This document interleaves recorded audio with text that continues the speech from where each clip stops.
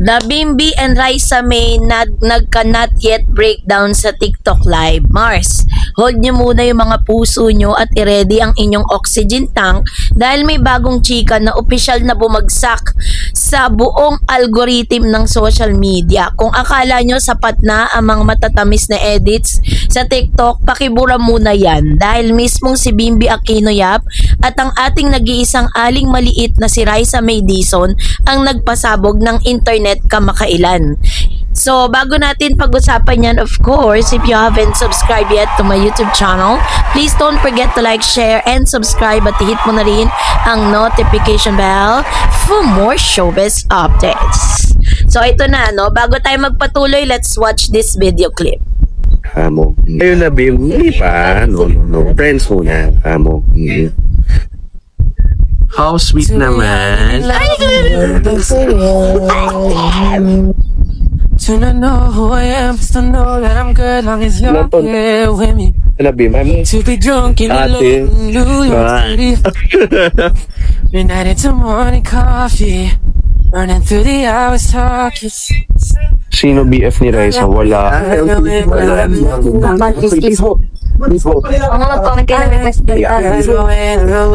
May chance ba maging kayo? Initin mo. Oo. Ako din. Ayun na, Bim. Sa isang hindi inaasahang TikTok Live, nag-cruise ang landas ng dalawang paboritong showbiz babies natin na ngayon ay ganap ng mga bagets na at hindi lang ito basta normal na kamustahan na. Dumating na sa punto na natanong sila kung sila na ba ang sagot ni Bimbi? Not yet. Ayun na, Bim. Hindi pa. Ni Bimbi? Friends muna. Not yet. Yes girl, tama ang basa mo. Not yet. Hindi no, hindi we're just friends at lalong hindi yak kadiri, kundi isang maton at puno ng pag-asang not yet. Paano nga ba humantong sa ganitong kakasyukan na eksena ang lahat? Hatiin natin yung mga T na yan or mga tsaa na yan. Hihimayin natin ang bawat kilig factor at magmamarites tayo gamit ang Gen Z lens kung bakit ang not yet na ito ay pinaka-crucial na dalawang salita sa showbiz ngayong taong 2026. So, ang eksena, eto na, nagpagimbal sa lalawigan ng TikTok ang resibo para sa mga hindi nakaabot sa mismong live at umaasa lang sa mga screen records na may text-to-speech voice-over. Ganito ang kasi ang buong senaryo. Masayang na nag-uusap sina Bimbi at Raisa May, no? Nakikipag-interact sila sa mga comments kasi habang si Raisa May ay nagla-live using her account sa TikTok ay napasama or sumama si Bimbi, no? At nagpakita ng natural na chemistry na hindi mo akalaing mayroon sila. So dahil kilala ang mga netizen sa pagiging mapangahas at walang preno pagdating sa pag-ship, bilang may nag-drop ng tanong sa comment section, kayo na ba? Kung sa ibang artista yan, baka tinawanan lang, iniwasan o kaya nagkunwaring naputo lang signal. Pero si Bimbi, iba ang atake ng panganay ni Chris. Lahat tayo alam na si Bimbi ang pinakamalaking prangka, matalino at walang preno. Siya nga yung tinaguri ang the unfiltered man ngayon eh. Kasi kung dati, ang tinaguriang unfiltered women pagdating po sa mga comments, pagdating sa mga salitaan, yung mami niya, this time si Bim, no, ang tinaguriang unfiltered kasi lahat ng gusto niyang sabihin sinasabi niya, 'di ba, nang may paggalang. Hindi naman siya yung parang unfiltered na basta makapagsalita lang, 'di ba? So dito po ay sinasabi nga naman na nga daw ni Mr. Bimbi yun, naman ang iconic honesty ng kanyang mami Chris. Imbis na umiwas, derentsahan siyang tumingin sa camera at sumagot ng not yet. The immediate reaction, mismong si Raisa May ay halatang nagulat at nasyok sa narinig niya. Sino ba namang hindi ma-off guard kung ang isang Bimbi Aquino ay magbibitaw ng salitang parang may implied future sa inyong dalawa at hindi pa dyan nagtatapos ang pagiging protective at bida-bida. In a cute way ni Bim nang may magtanong naman kung may boyfriend na ba si Raisa May sa kasalukuyan. Bago pa man makasagot ang dalaga, si Bimbi na ang mabilis na sumalo at sumagot para sa kanya. Ang vibe, parang bakod na bakod ang area. Siya ang sumagot ng determinadong wala na, tila ba sinasabing ako ang kausap nyo kaya sa akin kayo magtanong pagdating sa status niya. O diba, sino ba namang hindi hihimatayin sa mga sagot na yan? At kung hihimayin Unahin natin yung not yet. Ano nga bang ibig sabihin nito? Bilang mga master sa pag-aanalisa ng mga simpleng chat at talking pace dynamics, hindi pwedeng palampasin ng ating Gen Z ang utak kung ano nga ba ang malalim na kahulugan ng dalawang salitang ito. Sa mundo ng dating ngayon, ang not yet ay hindi lang basta sagot. Ito ay isang buong pahayag. O tinatawag na the green light, may pag-asa girl. Kung ang isang lalaki ay walang interes sa isang babae, ang default na sagot ay palaging hindi po, friends lang po kami. O kaya naman kapatid lang ang turing ko sa kanya. Ang paggamit ng salitang not yet o hindi pa sa Tagalog ay nangangahulugan. Ang pinto ay hindi lang basta nakabukas, nakasusi na ito at naghihintay na lang na pumasok sa tamang panahon.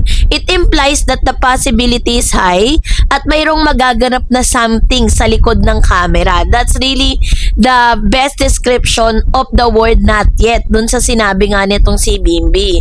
So, the respectful courtship vibe, let's be real. Si Bimbi ang pinakamalaki sa isang pamilyang may mataas na standard pero grabe ang respeto sa mga kababaihan. Sa pagsabi niya ng not yet, ipinakita niya na nire-respeto niya ang proseso. Hindi niya pinipilit na maging sila na para lang sa clout o para lang magyabang sa live.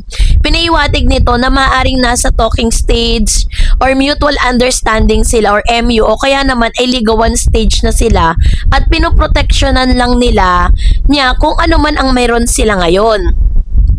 So, ang pagbakod ira ni Bimbi, nung si Bim ang sumagot sa tanong kung may boyfriend si Raisa, doon talaga nagwala yung mga fans sa Gen Z term. Tawag dyan ay low-key territorial. Hindi niya hayaang may ibang pumasok sa frame o may nag-assume na may ibang lalaki sa buhay ni Raisa. Siya ang tagapagsalita, siya ang gatekeeper ng puso ni Aling Maliit. At sa pagkakataong iyon, no? Kung hindi yan nakakakilig, ewan ko na lang kung ano pa ang pamantayan nyo sa pagiging gentleman, 'di ba? So, bakit nga ba patok na patok itong tambalang ng maybe? Sino ang mag-aakala? 'Di ba kung babalikan natin ang timeline, sabi niya ng Philippine pop culture, magkaiba sa mundong ginagalawan ng dalawang ito noong bata pa sila. Sa personalidad showbiz background, persona nung bata, Bimbi Aquino Yap, anak ng Queen of All Media Chris Aquino, basketball legend James Yap, laking aircon, English speaking at laging trending sa kanyang mga cute na hirit. Si Raisa May Dizon naman nanalo bilang Little Miss Philippines sa Itbulaga, ang itinuturing na pambansang child wonder ng kanyang henerasyon dahil sa kanyang bagsik sa hosting at comedy. Ang bibo, mabilog na muka at sumasayaw ng cha-cha na nagpapatawa sa buong Pilipinas. Ngayong 2026, parehas na silang nasa tamang edad para pumasok sa mga relasyon at ang kaibahan ng kanilang background ang siyang nagpapasarap sa kanilang chemistry. Ito ang totoong buhay ng version ng opposite attract o ang klasikong rich boy meets witty charming girls trope na madalas nating mabasa sa Wattpad o mapapanood sa mga K-drama. Si Bimbi kasi medyo seryoso, no? Mahihain pero diretso magsalita. Kapares ang isang Raisa May na laging masayahin, mabilis ang utak at punong-puno ng karisma. So kapag pinagsama mo yung dalawang to, ang resulta ng isang organic at hindi pilit na kilig matagal nang hinahanap ng mga Pilipino sa modernong love team. So sa akin pong opinion ang status ng kanilang puso, Gen Z, bilang isang kritiko at tagahanga ng mga ganitong plot twist sa totoong buhay. So meron po tayong malalim na pagsusuri, no, patungkol dun sa kanilang TikTok live. Number one, it's giving a situationship turning into reality. Sa panahon kasi ngayon, bihira na yung direktang ligawan na may dalang bulaklak, chocolate sa bahay, habang nakaupo ang mga magulang sa sala. Bagamat kay Bimbi, posibleng gawin niya ito dahil traditional din ang ilang values niya. Madalas nagsisimula ang mga kabataan sa tinatawag na situationship, yung walang label pero exclusive kayo sa isa't isa. Ang pagsagot ni Bimbi na not yet ay isang malaking indikasyon na alam nila kung saan sila papunta. Hindi sila nalilito, hindi tulad ng ibang magkaibigan na mukhang nagpapanik. Si Bimbi kalmado lang. Alam niya ang kanyang sagot dahil malamang ay napag-usapan na nila to o kaya naman ay may malinaw na intention siya kay Raisa. Ang reaksyon ni Raisa, the silent affirmation. Pansinin niyo yung mukha ni Raisa May nung sinabi ni Bimbi ang mga salitang yan. Hindi siya nagreklamo, hindi siya na sinabing, hala, pinagsasabi mo, Bim, o wag kang maniwala dyan sa mga netizen. Ang kanyang reaksyon ay isang pinaghalong gulat at kilig na sa lengguwahe ng mga kabataan ay nangangahulog ang green flag. Pinayagan niya si Bimbi na magsalita para sa kanya na isang malaking senyales ng tiwala o trust. So, dito po, hindi natin pwedeng pag-usapan si Bim nang hindi nababanggit yung kanyang ina kasi kilala rin naman si Chris sa pagiging mapili at hands-on sa buhay ng kanyang mga anak. Kung si Bimbi ay malayang nakikipag-ugnayan kay Raisa May at may lakas ang loob na magsabi ng not yet sa buong publiko, nangangahulugan ito na walang masamang dugo o pagtutol mula sa pamilya. Sa katunayan, si Raisa May ay matagal nang minahal ng publiko dahil sa kanyang kabaitan at pagiging masipag. Kaya hindi kataka-taka kung magustuhan din siya ng isang Chris Aquino para sa kanyang. And that's it for today. For more videos and updates, please don't forget to like and subscribe, and please don't forget to follow my Facebook page, Dar Eds TV and Dar Eds channel. God bless everyone.